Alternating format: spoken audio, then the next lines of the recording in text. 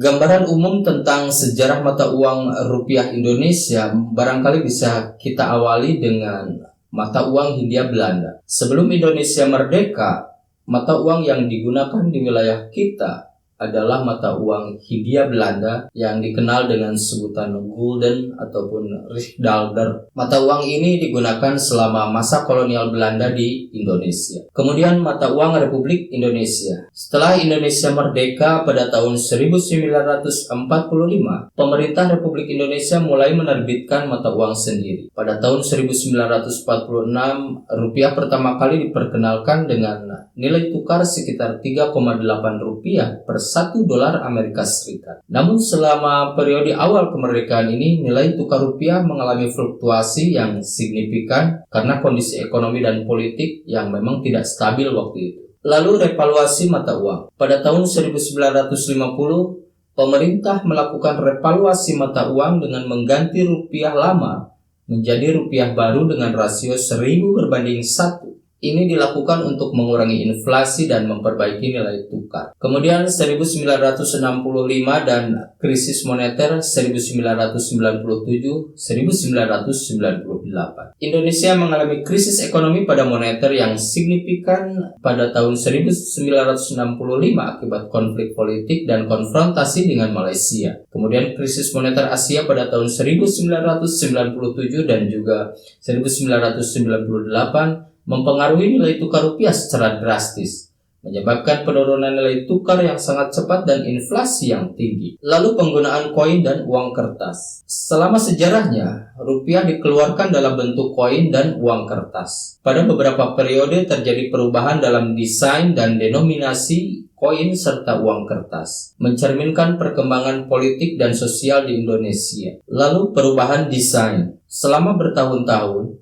desain mata uang rupiah mengalami beberapa perubahan sesuai dengan peristiwa sejarah, budaya, dan nilai-nilai nasional. Gambar-gambar seperti tokoh-tokoh sejarah, lalu pemandangan alam, dan simbol-simbol nasional sering digunakan dalam desain ini. Kemudian perkembangan terkini. Pada tahun-tahun terakhir, pemerintah terus menerbitkan mata uang baru dengan desain yang lebih modern dan keamanan yang lebih tinggi untuk mengurangi risiko pemalsuan. Sebelum masa penjajahan Belanda, wilayah Indonesia memiliki beragam sistem pertukaran nilai yang berbeda-beda di berbagai daerah. Konsep mata uang seperti yang kita kenal saat ini mungkin tidak sepenuhnya ada dalam bentuk yang serupa pada masa itu. Berbagai bentuk pertukaran nilai telah ada sejak lama di wilayah yang sekarang menjadi Indonesia. Sistem barter, pertukaran barang dan benda-benda berharga seperti perhiasan, kerang, kain, dan komoditas lainnya digunakan sebagai alat tukar dalam komunitas dan budaya-budaya prakolonial di Indonesia. Selain itu, di beberapa daerah,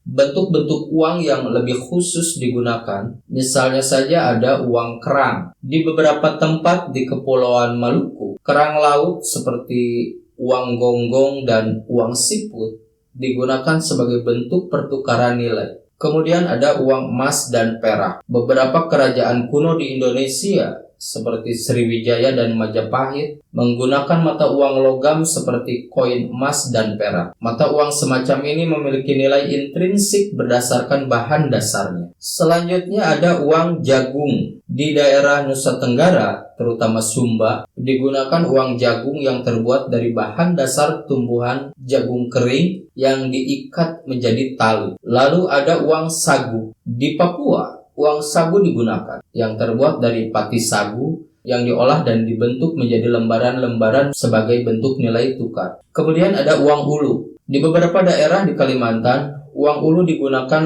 yang terbuat dari logam dan memiliki bentuk unik seperti kapak. Penting untuk diingat dan dicatat bahwa konsep mata uang pada masa itu bisa sangat bervariasi dan tidak seragam seperti mata uang modern yang dikeluarkan oleh pemerintah. Sistem pertukaran nilai di masyarakat prakolonial Indonesia didasarkan pada kebiasaan lokal dan bentuk-bentuk uang ini sering memiliki nilai simbolis, sosial, dan ritual yang lebih luas daripada hanya sekedar nilai tukar ekonomi. Demikian, semoga bermanfaat.